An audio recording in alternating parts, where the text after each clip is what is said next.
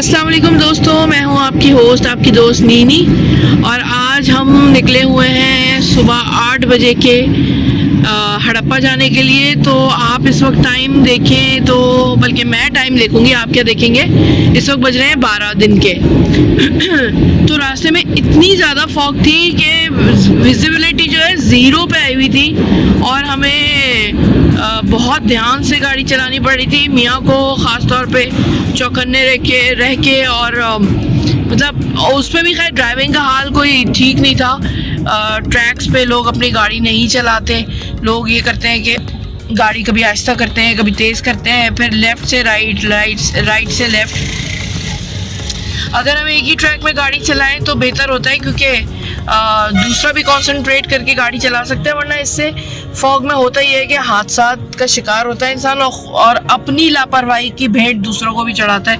तो इस वक्त हम साहिवाल में एंटर हो चुके हैं, साहिवाल बाईपास से गुजर रहे हैं। तो दोस्तों इस वक्त हम हड़प्पा के तकरीबन 4 किलोमीटर दूरी पे हैं, फासले पे हैं। तो अब हम लेफ़्ट पे टर्न हो रहे हैं। गूगल बाजी ने हमें बताया कि आप लोग लेफ़्ट पे टर्न हो जाइए।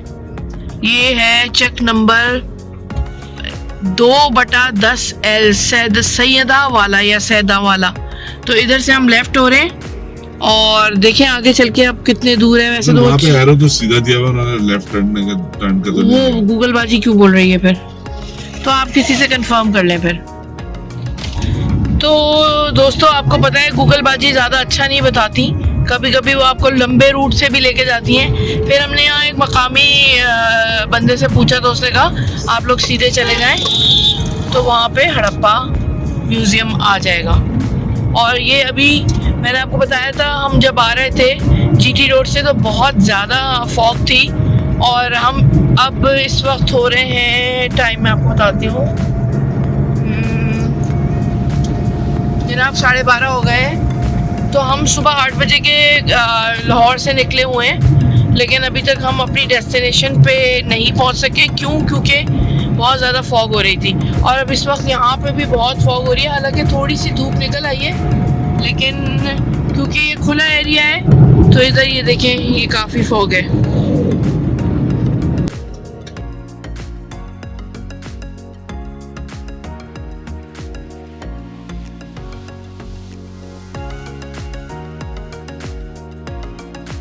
दोस्तों हम आ चुके हैं हड़प्पा अजायब घर में। तो इसकी स्टोरी कुछ ये लिखी हुई है कि हड़प्पा के अजायब घर की इब्तिदा एक आर्जी अजायब घर की शक्ल में 1926 में हुई थी, जबकि इसकी मौजूदा इमारत की तामीर 1967 में मुकम्मल हुई और इसमें नवादरात की नुमाइश के लिए 2 गैलरियाँ बनाई गई। इस अजायब घर में 2016 के बाद एक गैलरी का मज़ीद इजाफा किया गया। हड़प्पा की खुदाइयों से मिलने वाले नवादरात इस अजायब घर में मौजूद हैं और वो इस तरह से रखे गए हैं कि जो टूरिस्ट आएँ या सयाह आएँ तो उनको हज़ारों साल पुराने इस शहर के रहने वालों के मजहबी अकायद और उनके जो उनके हुनर थे और जो वो तिजारत करते थे या ज़राअत के लिए कौन सा आलात इस्तेमाल करते थे और उनकी समाजी ज़िंदगी कैसी थी, उस बारे में उनको पूरी मालूमात हासिल मिले।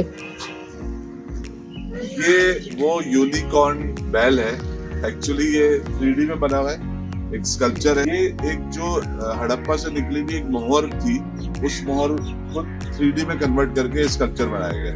बेसिकली हड़प्पा जो आसारे कदीमा है, ये अगर आपने ज़ाहिर आप जानते ही होंगे कि एक पत्थर का ज़माना था, फिर धात का ज़माना आया, फिर धात में पहले लोहे का ज़माना आया, फिर चांदी सोने का ज़माना आया या कांसी का आया। तो ये जो सिविलाइजेशन है जो यहाँ हड़प्पा शहर से, यानी साहिवाल के पास जो हड़प्पा शहर है, यहाँ से ये सिविलाइजेशन एक्सपेंड होते होते हरियाणा इंडिया तक और यहाँ नीचे सिंध तक पहुंची। और ये 3500 साल पुरानी सिविलाइजेशन है जिसमें कांसी का जमाना शुरू हो गया था। यानी यहाँ से जो चीजें मिली हैं उसमें कांसी के बर्तन, कांसी के औजार और ज्वेलरीज जो खवातीन पहनती थी वो निकले यहाँ से, जो हम अभी अंदर जाके देखेंगे। तो इस लिहाज से मतलब ये एक जगह जो कि अच्छा, मैं एक चीज पर गौर कर रहा था कि मुंजदारों में भी और यहाँ पे भी जो आसार है ना वो नॉर्मल लेवल से ऊंचे हैं, यानी खुदाई के बाद निकले। ये आसार निकले थे 1926 में या 16 में अंग्रेज के जमाने में। बाद में फिर जो चेंज होते हैं अंग्रेज दौर के लोग, तो वो क्या करते हैं, यहाँ की जो ब्रिक्स निकली थी उससे इन्होंने यहाँ से लाहौर के लिए या पता नहीं मुल्तान के लिए ट्रैक पर डाल दी वो लाहौर मुल्तान के लिए। मुल्तान, हाँ लाहौर मुल्तान। खैर अंग्रेजों ने तो कौन सी जगह को नुकसान नहीं पहुंचाया, नहीं कुछ जगहों को ठीक भी किया। नहीं अब ये देखिए ना, हम जो वर्ल्ड सिटी के जितनी भी जगहों पे गए वहाँ पे कितना नुकसान उन्होंने इमारतों को पहुंचाया है। फिर वो जो नूरजहां का मकबरा है, फिर जहांगीर का बीच में से ट्रैक गुजार दिया, फिर उसके अलावा वहाँ पे उन्होंने अपने अस्तबल बना दिए थे। क्या क्या किया इन लोगों ने, नुकसान तो खैर बहुत पहुंचाया है, बारूद खाने बना दिए, सही बात है। तो चलिए अंदर की जानिब चलते हैं दोस्तों। अच्छा, अब जो ज़ाहिर है हमने पढ़ा भी है और अक्सर कपिल शर्मा शो में भी और जगहों पे हड़प्पा का जिक्र कर देते, तो ये वो हड़प्पा है जिसको सबसे पहले जब डिस्कवर किया गया। एक्चुअली तो ये इंडस वैली सिविलाइजेशन जो वादी सिंध की तहजीब है उसका दूसरा बड़ा शहर है हड़प्पा, उस जमाने का प्री हिस्टोरिक। और यानी मोहनजोदारो और हड़प्पा ये दो कदीम तरीन शहर हैं इंडस वैली सिविलाइजेशन के।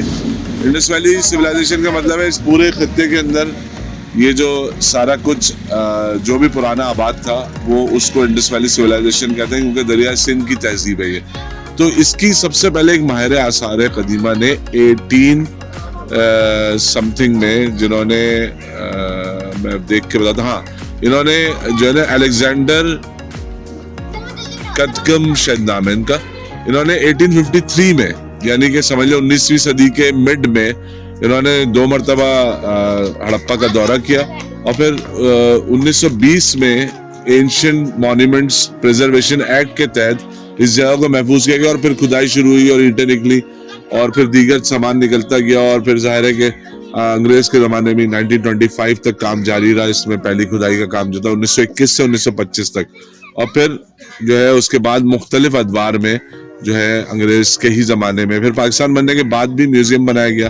तो इसमें से काफ़ी चीज़ें जिसमें हाथी दांत की चीज़ें, सीप और उससे बनी हुई चीज़ें, जानवरों से बनी हुई चीज़ें, जानवरों की शेप्स और फिर दीगर जो है ना वो जो यहाँ से निकली हैं चीज़ें। अच्छा मैं एक बात बताऊं आपको, जो वादी सिंध की तहजीब जो डिफरेंट यहाँ पे उन्होंने दरियाफ्त किए हैं तो उसमें से ये सबसे पहली है। अच्छा, इसको नुकसान जिन लोगों ने पहुँचाया ना, हड़प्पा के ज़राअत और तिजारत पेशा लोगों ने वस्ती एशिया से आने वाले जंगजू और वैश्य आर्याओं से मुकाबला किया, लेकिन उन पे काबू नहीं पा सके, तो उन्होंने बहुत तबाह किए। फिर इसके अलावा ये लोग वबाई और सैलाब के वजह से जो बीमारियों में मुब्तला हुए, तो उनकी वजह से ये इनकी कौम बहुत तबाह हुई है। और फिर इसके अलावा ये है कि दरिया ने जब अपना रुख तब्दील किया तो उसकी वजह से लोगों की तिजारत ख़त्म हुई और उसकी वजह से वो बर्बादी आना शुरू हुई। और फिर चौथी सबसे इम्पोर्टेंट वजह यह है कि अंग्रेज़ों ने बहुत तबाह किया हमारे आसार को। दोस्तों हम अभी म्यूज़ियम के अंदर तो नहीं गए, लेकिन उनके रेप्लिकास कुछ मुझे यहाँ पे एक छोटा सा स्टॉल नज़र आया, तो मैंने कहा मैं आपको दिखा दूँ। ये वाजेस हैं, ये इनकी स्टैम्प्स हैं और ये गुग्गू घोड़े हैं और ये जो है ये भी देखें आप, ये इनकी कार्ट्स जो कि बैलगाड़ियाँ हैं ये।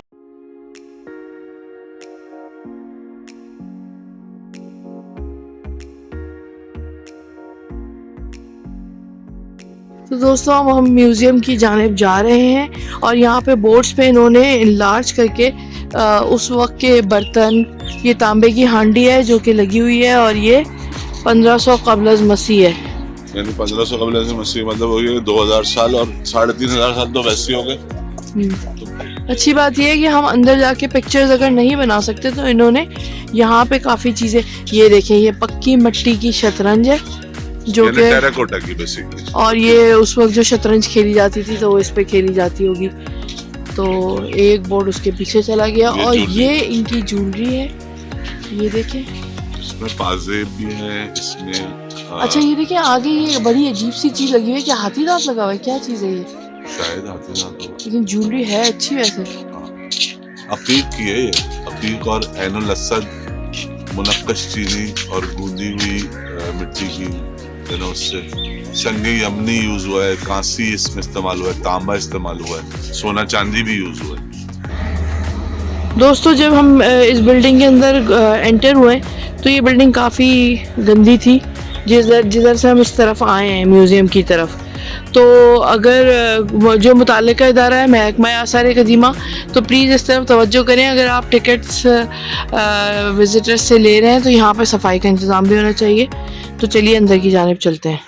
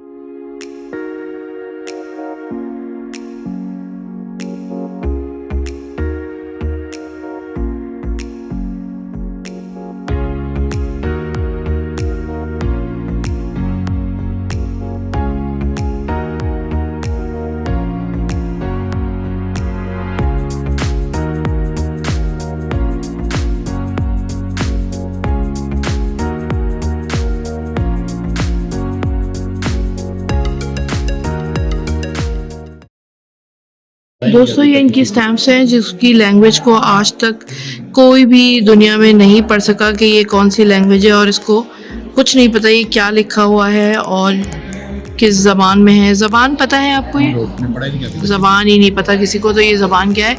तो दोस्तों ये एक बहरहाल एक मुअम्मा है और ये पता नहीं कब सॉल्व होगा। ये देखिए मैं आपको पिक्चर्स में भी दिखा रही हूँ। और ये क्या है? अच्छा, गढ़ा।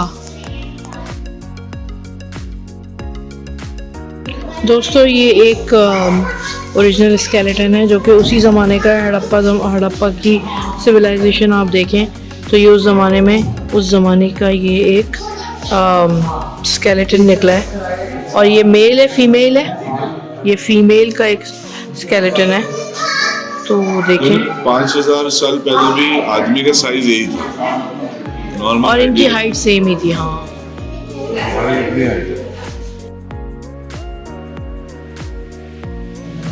ये हम अक्सर तस्वीर देखते हैं मोन्योडारो की, उसमें भी बनी होती है ये। और ये डांसिंग गर्ल भी है ना, ये तो मोन्योडारो की, ये यहाँ से मिली है ये। अच्छा, हम तो डांसिंग गर्ल ऑफ मोन्योडारो कहते थे, तो डांसिंग गर्ल ऑफ हड़प्पा है एक्चुअली।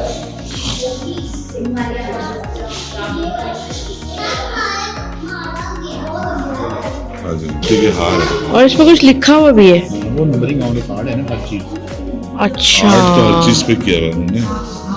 यार कितने परफेक्ट बने हुए, इतने छोटे बर्तन है। ये इसमें महारत रखते थे ये इतने छोटे साइज के बर्तन इधर पड़े हुए। दोस्तों ये है मेल स्केलेटन, ये देखें। और ये पता कैसे चला ये मेल है? ये इसकी फॉर्म में निकला ज्यादा है। अच्छा डीएनए का सारा कुछ निकला। अच्छा, ये डीएनए से पता चला। कलर भी डैमेज है और स्कल भी डैमेज है। हाँ, यानी ये हिट होके मारा है। उसका मर्डर हुआ, मर्डर।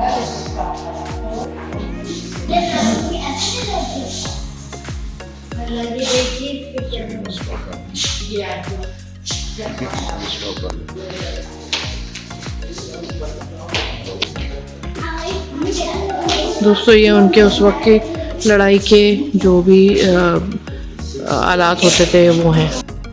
दोस्तों इस वक्त हम आए हैं, खुदाई शुदा जो आसार यहाँ से मिले हैं, जो बरामद हुए हैं खुदाई में, तो हम वहाँ पे आए हैं। और तो कार्ट में बैठ के हम आगे की तरफ जाएंगे। तो चलिए आगे की तरफ चलते हैं। दोस्तों ये है कार्ट जिसमें हम जा रहे हैं आसार की तरफ। तो चलिए मैं भी बैठती हूँ उसमें। दोस्तों ये देखें, ये कितनी लंबी गली है और ये घर है। इस तरफ से इनकी कोई खिड़कियाँ विड़कियाँ होती होंगी और ये गलियाँ हैं। अच्छा, अंदर की जानिब भी ये गलियाँ मुड़ रही हैं। ये देखें, आपको शायद नज़र आ रही हो, मैं थोड़ा सा आगे जाके भी दिखाती हूँ आपको। दोस्तों आपको ये कुछ अलग शेप की चीज़ें भी नज़र आ रही होंगी, जगहें भी नज़र आ रही होंगी।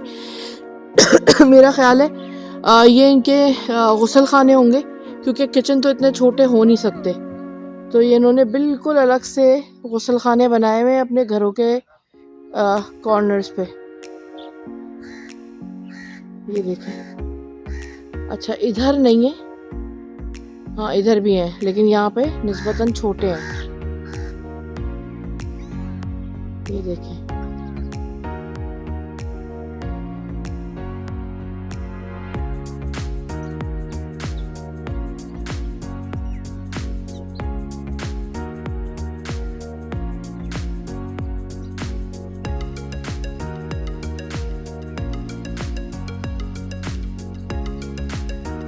दोस्तों मैं आपको एक इसका टॉप शॉट दिखाने की कोशिश कर रही हूँ, देखें ज़रा। अब यहाँ से आपको इनके बाथरूम्स बखूबी नज़र आएंगे कि इन्होंने कॉर्नर्स पे जो ये जो बनाया हुआ ये इनके नहाने की जगह हैं, यानी कि गुस्ल खाने।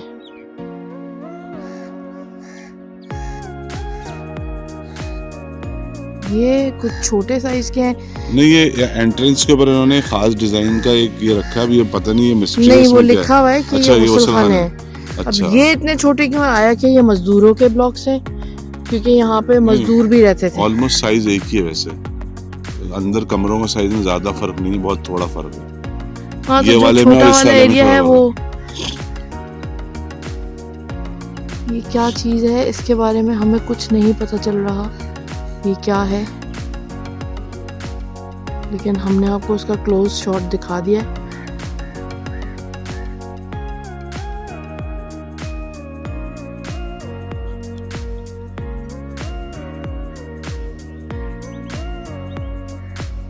दोस्तों देखें, ये दरख्त कितना खूबसूरत लग रहा है। और इस दरख्त की खास बात ये है कि इसके नीचे लिखा हुआ है भट्टी किसी एस से लव करता है। ये भी लिखा हुआ है इसके ऊपर।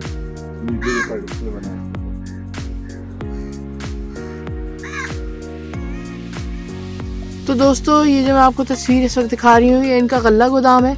यहाँ पे ये अपना गल्ला जो है स्टोर करते थे। और ये देखें, ये आपको मैं दिखा रही हूँ।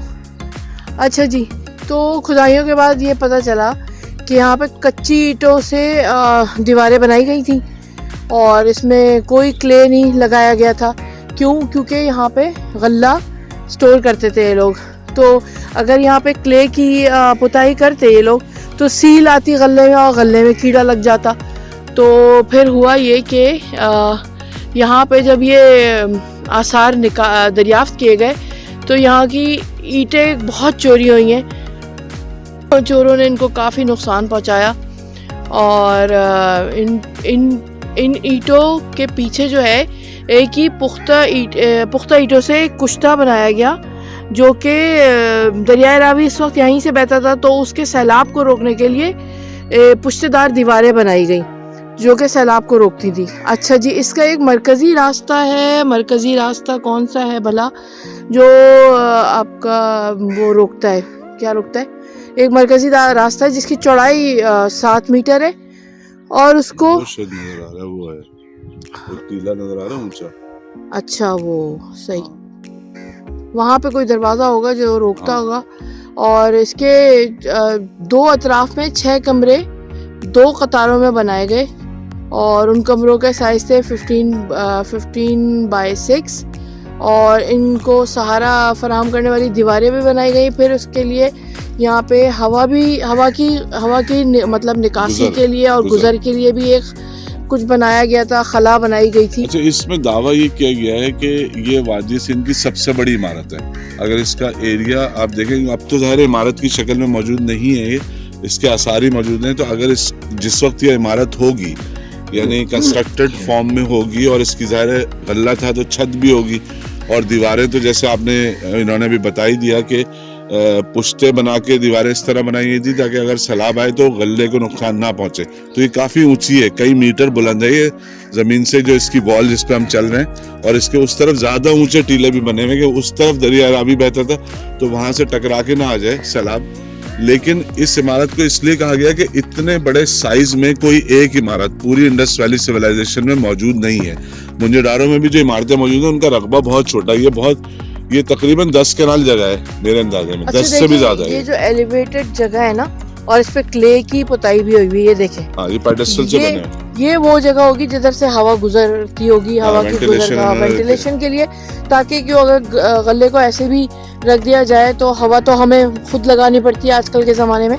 तो वो उस ज़माने के लिए अब यहाँ पे अंदर आके कौन क्या करता। मतलब इनको ये साइंस आती थी कि अगर गोदाम में स्टोर करना है गले को तो वो कीड़ा लग सकता है, तो उसको किस तरह मौसम से बचाना है, पानी से बचाना है और दीगर चीज़ें, तो ये टेक्निक्स जानते थे। तो ये इसलिए जानते थे कि हज़रत यूसुफ के ज़माने में ये सारी चीज़ें डिस्कवर हो चुकी थी। उन्होंने जब वो वहाँ पे मिस्र में आया था कहत, तो उन्होंने किस तरह से स्टोर किया था गल्ला, 8 साल तक वो गल्ला चला है। और फिर अगर हम टाइम देखें ना, हज़रत यूसुफ जो है, हज़रत यूसुफ अलैहिस्सलाम जो है हज़रत इब्राहिम की औलादों में से है ना। तो हज़रत इब्राहिम हज़रत ईसा से 3000 साल पहले नहीं है, तो ये उससे पहले की सिविलाइजेशन है, यानी कि हज़रत यूसुफ से भी पहले की है। 2500 साल कबले मसीह का मतलब है आज से 5000 साल पहले है ना।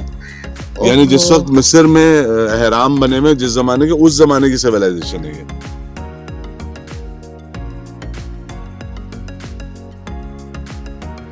तो दोस्तों इसके साथ मुझे इजाज़त दीजिए और जाने से पहले आपसे कहूँगी चैनल को सब्सक्राइब कीजिए, वीडियो को लाइक कीजिए और हड़प्पा म्यूज़ियम का विज़िट ज़रूर कीजिए, क्योंकि हमें इंडस वैली सिविलाइजेशन के बारे में जितना यहाँ पे आके पता चला, प्लस यहाँ के गाइड्स जो अंदर हैं म्यूज़ियम के और कार्ड जो ड्राइव करते हैं तो वो भी बहुत अच्छा सब कुछ बता रहे हैं। तो आप लोग प्लीज़ आएँ, ये वर्थ विजिटिंग प्लेस है।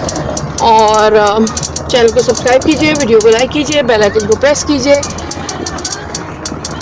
अल्लाह हाफ़िज़।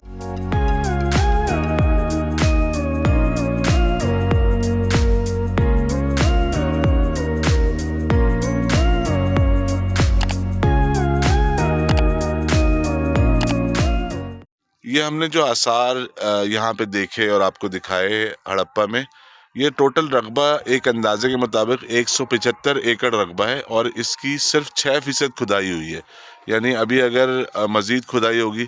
अच्छा, ये लोगों का मुझे कॉन्फिडेंस बड़ा पसंद आता है, वीडियो बना रहा था आगे से गुजर जाते हैं, ये इसमें बड़ा अच्छा लगता है। ये कॉन्फिडेंस चाहिए मुझे, 1% मिल जाए ना मैं बादशाह बन जाऊंगा, अमेरिका का सदर बन सकता हूँ मैं, पाकिस्तान ठीक हो जाएगा। पाकिस्तान ठीक हो जाएगा अगर मुझे ये कॉन्फिडेंस मिल जाए।